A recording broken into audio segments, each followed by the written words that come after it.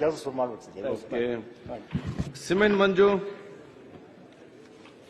ಮಾನ್ಯ ಸಭಾಧ್ಯಕ್ಷೆ, home minister. ಚುಕ್ಕಿ ಗುರುತಿನ ಪ್ರಶ್ನೆ 327. ಹಾಸನ ಜಿಲ್ಲೆ ಸುಮಾರು 30ರಿಂದ 35 ಟೋಟಲ್ ಇಡೀ ರಾಜ್ಯದಲ್ಲಿ ಯುವಕರು ಈ ಸೈಬರ್ ಗೇಮ್ಗೆ ಬಲಿಯಾಗ್ತಿರ್ತಕ್ಕಂಥದ್ರ ಬಗ್ಗೆ ಮಾನ್ಯ ಹೋಮ್ ಮಿನಿಸ್ಟರ್ ಅವರಿಗೆ ನಾನು ಪ್ರಶ್ನೆಯನ್ನ ಕೇಳಿದ್ದೀನಿ. ಮಾನ್ಯ ಸಚಿವರೇ, ಮಾನ್ಯ ಅಧ್ಯಕ್ಷರೇ ಉತ್ತರಗಳನ್ನು ಒದಗಿಸಿಕೊಟ್ಟಿದ್ದೇನೆ. ಮಾನ್ಯ ಸಚಿವರು ಉತ್ತರವನ್ನು ಒದಗಿಸಿದ್ದಾರೆ. ಆದರೆ ಇತ್ತೀಚಿನ ದಿನಗಳಲ್ಲಿ ಯುವಕರು ಆನ್ಲೈನ್ ಗೇಮಿಗೆ ಬಲಿಯಾಗಿ ತನ್ನ ಜೀವವನ್ನು ಕಳ್ಕೊಂಡಿರ್ತಕ್ಕಂಥದ್ದು ಇಡೀ ರಾಜ್ಯದಲ್ಲಿ ನಾವು ಗಮನಿಸ್ತಾ ಇದ್ದೀವಿ. ಆದರೆ ಸರ್ಕಾರಗಳು ಕ್ರಮ ತಗೊಂಡಿದ್ವಿ ಅಂತ ಹೇಳ್ತಾರೆ. ಆದ್ರೂ ಕೂಡ ಈ ಕ್ರಮದಿಂದ ಯುವಕರ ಸಂಖ್ಯೆ ಬಲಿಯಾಗ್ತಾ ಇರ್ತಕ್ಕಂಥದ್ದು ಏನು ಕಡಿಮೆ ಆಗ್ತಾ ಇಲ್ಲ. ಮಾನ್ಯ ಸಚಿವರು ಉತ್ತರ ಕೊಟ್ಟಿರೋ ಪ್ರಕಾರವಾಗಿ ನಾನು ಗಮನಿಸಿದೆ ಮಾನ್ಯ ಸಭಾಧ್ಯಕ್ಷೆ,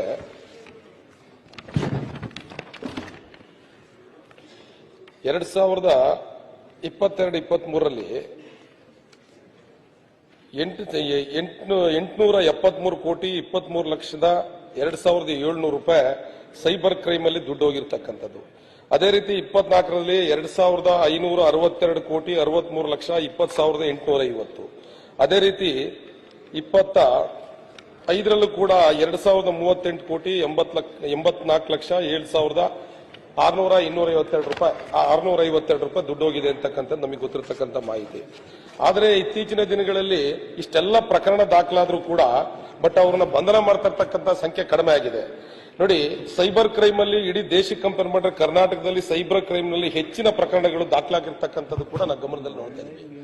1930 ಅಂತೇಳಿ ಸೆಂಟ್ರಲ್ ಗವರ್ಮೆಂಟ್ ಕಾಲ್ ಸೆಂಟರ್ ಕೂಡ ಇದೆ. ಏನಾದ್ರು ಈ ಕ್ರೈಮ್ ಆದಂತ ಸಂದರ್ಭದಲ್ಲಿ ಈ ಮಾಹಿತಿನ ತಗೊಳ್ಳೋದಕ್ಕೆ ಅದಕ್ಕೆ ಕಾಲ್ ಮಾಡಿ ನಮ್ಮ ಭಾಷೆಗೆ ಮತ್ತೆ ಅದರ ಭಾಷಾಂತರ ಮಾಡ್ಕೊಂಡು ನಾವು ಅವ್ರಿಗೆ ಮಾಹಿತಿ ಕೊಡೋದ್ರೊಳಗಡೆ ಇವ್ರೇನು ಸೈಬರ್ ಕ್ರೈಮ್ ನ ಮಾಡ್ತಾ ಇದಾರೆ, ಏನು ಮಾಡ್ತಾ ಇದಾರೆ, ಆ ಹಣವನ್ನ ಮತ್ತೆ ನಾವು ವಾಪಸ್ ತಗೊಳ್ಳಿಕ್ಕೆ ಸಾಧ್ಯ ಆಗ್ತಾ ಇಲ್ಲ. ಯುವಕರು ಎಲ್ಲ ಬುದ್ಧಿವಂತ ಯುವಕರು ಇರ್ಬೋದು, ಸಾಫ್ಟ್ವೇರ್ ಇಂಜಿನಿಯರ್ಗಳು ಇರ್ಬೋದು, ಇದರಿಂದ ಬಿದ್ದು ಒಂದ್ ರೀತಿ ಸಾವಿರಾರು ಯುವಕರು ದಿನನಿತ್ಯ ಜೀವನವನ್ನ ಕಳ್ಕೊಂತ ಇರೋದು, ಜೀವವನ್ನ ಕಳ್ಕೊಂತ ಇರತಕ್ಕಂಥದ್ದನ್ನ ನಾವು ನೋಡ್ತಾ ಇದೀವಿ. ಇದಕ್ಕೆ ಒಂದು ಗಂಭೀರವಾದಂತ ಕಾನೂನನ್ನ ತಂದು ಈ ಯುವಕರ ಜೀವವನ್ನು ಉಳಿಸಬೇಕಾಗಿರ್ತಕ್ಕಂಥದ್ದು ಸರ್ಕಾರದ ಕರ್ತವ್ಯ ಇದೆ. ಇದ್ರ ಬಗ್ಗೆ ಮಾನ್ಯ ಗೃಹ ಸಚಿವರು ಉತ್ತರವನ್ನು ಕೊಡಬೇಕು ಅಂತ ಹೇಳಿ ನಾನು ಕೇಳ್ಕೊಂತ ಇದ್ದೀನಿ. ಮಾನ್ಯ ಅಧ್ಯಕ್ಷರೇ, ಮಾನ್ಯ ಸಿಮೆಂಟ್ ಮಂಜು ಅವರು ಬಹಳ ಒಳ್ಳೆಯ ಪ್ರಶ್ನೆಯನ್ನು ಕೇಳಿದ್ದಾರೆ. ಇತ್ತೀಚೆಗೆ ನಮ್ಮ ದೇಶದಲ್ಲಿ ಮತ್ತು ಹೊರ ದೇಶಗಳಲ್ಲಿ ಕೂಡ ಈ ಆನ್ಲೈನ್ ಬೆಟ್ಟಿಂಗ್ ಸಂಖ್ಯೆ ಬಹಳ ಜಾಸ್ತಿ ಆಗಿದೆ. ನಮ್ಮ ಸಾಮಾನ್ಯವಾದ ಅಪರಾಧಗಳು, ಕಳ್ಳತನ ಆಗುತ್ತೆ, ದರೋಡೆ ಆಗುತ್ತೆ, ಇಂಥ ಅಪರಾಧಗಳು, ಡಕಾಯಿತಿ ಆಗುತ್ತೆ, ರಾಬರಿ ಆಗುತ್ತೆ, ಇಂಥ ಅಪರಾಧಗಳನ್ನು ಹಿಂದೆಲ್ಲ ಅದೇ ಸಂಖ್ಯೆ ಜಾಸ್ತಿ ಇರ್ತಾ ಇತ್ತು. ಆದರೆ ಇತ್ತೀಚೆಗೆ ಈ ಸೈಬರ್ ಸಂಖ್ಯೆ ಬಹಳ ಜಾಸ್ತಿ ಆಗಿರ್ತವೆ. ಕಳೆದ 4 ವರ್ಷದಲ್ಲಿ ಸುಮಾರು ಕರ್ನಾಟಕದಲ್ಲಿ 52,000 ಸೈಬರ್ ಅಪರಾಧಗಳಾಗಿದ್ದಾವೆ. ದಿನೇ ದಿನೇ ಅದು ಹೆಚ್ಚಾಗ್ತಾ ಇದೆ. ಅದನ್ನ ತಡೆಗಟ್ಟಬೇಕು ಅಂತೇಳೇನೆ ರಾಜ್ಯ ಸರ್ಕಾರ ಒಂದು ಕಾನೂನಿಗೆ ಬದಲಾವಣೆಯನ್ನ ತಗೊಂಡು ಬರ್ತಕ್ಕಂಥ ಕೆಲಸವನ್ನ ಮಾಡಿದ್ದಾರೆ. ಪೊಲೀಸ್ ಕಾನೂನಿಗೆ ಅದನ್ನ ಬದಲಾವಣೆಯನ್ನು ತಂದು, ಅಮೆಂಡ್ಮೆಂಟ್ ತಂದು ಅದನ್ನ ನಿಲ್ಲಿಸಬೇಕು ಅಂತ ಬಹಳ ಪ್ರಯತ್ನ ಮಾಡಿದ್ದು. ಆದರೆ ಈ ಗೇಮಿಂಗ್ ಫೆಡರೇಷನ್ ಅಂತ ಒಂದಿದೆ, online gaming, India gaming federation ಅಂತ, ಅವರು ಹೋಗಿ ಆ ಕಾನೂನಿಗೆ ಸ್ಟೇ ತಗೊಂಡು ಬಂದಿದ್ದಾರೆ. ಸ್ಟೇ ತಗೊಂಡು ಬಂದ್ರೆ ನಾವು ಅದನ್ನ ಮತ್ತೆ ಈಗ ಸುಪ್ರೀಂ ಕೋರ್ಟಿಗೆ ಹಾಕಿದ್ದೀವಿ. ಅಲ್ಲಿ ಸುಪ್ರೀಂ ಕೋರ್ಟ್ನಲ್ಲಿ ನಡೀತಾ ಇದೆ. ಈ ತಿಂಗಳ 19ನೇ ತಾರೀಕಿಗೆ ಕೇಸು ಲಿಸ್ಟ್ ಆಗಿದೆ. ಇವತ್ತು ನಾನು ಒಂದಿಷ್ಟು ಮಾಹಿತಿಯನ್ನ ಅವರಿಗೆ ಕೊಟ್ಟಿದ್ದೇನೆ. 23ರಲ್ಲಿ 22,250 ಅಪರಾಧಗಳು ರಿಜಿಸ್ಟರ್ ಆಗಿದ್ರೆ ಅದಕ್ಕೆ ನಾವು ಪತ್ತೆ ಹಚ್ಚಿರ್ತಕ್ಕಂಥದ್ದು 6,159. 873 ಕೋಟಿ ರೂಪಾಯಿ ಈ ವಂಚನೆ ಆಗಿರ್ತಕ್ಕಂಥ ಮೊತ್ತ. ಅದು 2023ರಲ್ಲಿ. ಅದಕ್ಕೆ ಪೊಲೀಸ್ನವರು ವಶಪಡಿಸಿಕೊಂಡಿರೋದು ಆ ಕೇಸಸ್ಗಳನ್ನ ರಿಜಿಸ್ಟರ್ ಮಾಡಿರ್ತಕ್ಕಂಥದ್ರಲ್ಲಿ 177 ಕೋಟಿ ರೂಪಾಯಿಯನ್ನ ವಶಪಡಿಸಿಕೊಂಡಿದ್ದಾರೆ. ಅದೇ ಪ್ರಕಾರ 20-24ರಲ್ಲಿ 22,478 ಕೇಸಸ್ಸು ರಿಜಿಸ್ಟರ್ ಆಗಿದ್ರೆ 2,562 ಕೋಟಿ ರೂಪಾಯಿ ವಂಚನೆ ಮೊತ್ತ. ಅದರಲ್ಲಿ ಮಾನ್ಯ ಅಧ್ಯಕ್ಷರೇ 323 ಕೋಟಿ ರೂಪಾಯಿ ರಿಕವರಿ ಮಾಡಿದ್ದಾರೆ.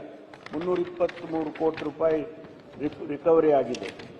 ಮತ್ತು ಇನ್ನೂ ಕೇಸಸ್ ನಡೀತಾ ಇದೆ, ಇದು ಇನ್ವೆಸ್ಟಿಗೇಷನ್ ನಡೀತಾ ಇದೆ, ಮತ್ತು ಹಣ ಸಾಕಷ್ಟು ರಿಕವರಿ ಆಗುತ್ತೆ. 20-25ಕ್ಕೆ ಕಡಿಮೆ ಆಗಿದೆ. ಈಗೇನು ನಾವು ಅನೇಕ ರೀತಿಯ ಕ್ರಮಗಳನ್ನು ತಗೊಂಡಿದ್ದೇವೆ, ಅದು ಈಗ 13,000ಕ್ಕೆ ಇಳಿದಿದೆ. 22,000 ಇದ್ದದ್ದು 13,000ಕ್ಕೆ ಇಳಿದಿದೆ. ಆದರೂ ಅಮೌಂಟ್ ನೋಡಿದ್ರೆ 2,038 ಕೋಟಿ ರೂಪಾಯಿ ವಂಚನೆ ಆಗಿರ್ತಕ್ಕಂಥ ಮೊತ್ತ. ಅದರಲ್ಲಿ ಕೂಡ ನಾವು ಈಗಾಗಲೇ 127 ಕೋಟಿ ರೂಪಾಯಿಯನ್ನ ರಿಕವರಿ ಮಾಡಿದ್ದೇವೆ. ಬಹಳ ದೊಡ್ಡ ಸವಾಲು ಇದು ಕರ್ನಾಟಕ ಸರ್ಕಾರಕ್ಕಷ್ಟೇ ಅಲ್ಲ, ಇಡೀ ಕೇಂದ್ರ ದೇಶದಲ್ಲಿ. ಅದಕ್ಕೆ ಕೇಂದ್ರ ಸರ್ಕಾರದವರು ಒಂದು ಆಕ್ಟ್ ಅನ್ನು ತಗೊಂಡ್ಬಂದಿದ್ದಾರೆ. ಇತ್ತೀಚೆಗಷ್ಟೇ ಕಳೆದ ಅಧಿವೇಶನದಲ್ಲಿ ಪಾರ್ಲಿಮೆಂಟ್ ಅಲ್ಲಿ ಒಂದು ಆಕ್ಟ್ ಅನ್ನು ತಗೊಂಡು ಬಂದ್ರು. ಅದಕ್ಕೂ ಕೂಡ ಈ ಗೇಮಿಂಗ್ ಫೆಡರೇಷನ್ ಅವರು ಅದಕ್ಕೂ ಕೋರ್ಟಿಗೆ ಹೋಗಿದ್ದಾರೆ, ಸ್ಟೇ ಆಗಿದೆ. ಅದನ್ನ ಈಗ ಏನು 12ನೇ ತಾರೀಕು 19ನೇ ತಾರೀಕು ಬರ್ತಾ ಇದೆ, ಉಚ್ಚ ನ್ಯಾಯಾಲಯದಲ್ಲಿ ಏನ್ ತೀರ್ಮಾನ ಆಗುತ್ತೆ ಅದನ್ನ ನೋಡಬೇಕಾಗುತ್ತೆ. ಮತ್ತು ನಾವು ಇದ್ರ ಬಗ್ಗೆ ಒಂದು ದೊಡ್ಡ ಹೋರಾಟವನ್ನೇ ನಾವು ಮಾಡಿದ್ದೇವೆ. ಕರ್ನಾಟಕ ಸರ್ಕಾರ ಮೊದಲನೇದಾಗಿ ಇಡೀ ದೇಶದಲ್ಲಿ ಮೊದಲನೇದಾಗಿ ಒಂದು ಸೈಬರ್ ವರ್ಟಿಕಲ್ ಅನ್ನ ಕ್ರಿಯೇಟ್ ಮಾಡಿದ್ದೀವಿ. ಒಬ್ಬರು ಡಿಜಿಪಿಯನ್ನ ಅದಕ್ಕೆ ನೇಮಕ ಮಾಡಿ, ಆ ಡಿಜಿಪಿ ಅವರ ಅಡಿಯಲ್ಲಿ ಯಾವ ರೀತಿ ನಮಗೆ ಸಿಐಡಿ ಇದೆ ಅಥವಾ ಫೈರ್ ಇದೆ, ಪ್ರಿಸನ್ ಇದೆ, ಅದೇ ರೀತಿಯಲ್ಲಿ ಒಂದು ವರ್ಟಿಕಲ್ ಕ್ರಿಯೇಟ್ ಮಾಡಿ ಇಡೀ ದೇಶದಲ್ಲಿ ಮೊದಲನೇ ಬಾರಿಗೆ ಮಾಡಿದ್ದೇವೆ. ಅದು ಇವತ್ತು ಉಪಯೋಗಕ್ಕೆ ಬರ್ತಾ ಇದೆ. ಯಾಕೆಂದ್ರೆ ನಮಗೆ ಈಗ ಸಂಖ್ಯೆ ನೋಡಿದ್ರೆ ಗೊತ್ತಾಗ್ತದೆ. 22,000 ರಿಜಿಸ್ಟರ್ ಆಗಿದ್ದದ್ದು ಈಗ 10,000ಕ್ಕೆ ಬಂದಿದೆ ಅಂತ ಹೇಳಿದ್ರೆ ಆ ಸಂಖ್ಯೆ ಕಡಿಮೆ ಆಗಿದೆ.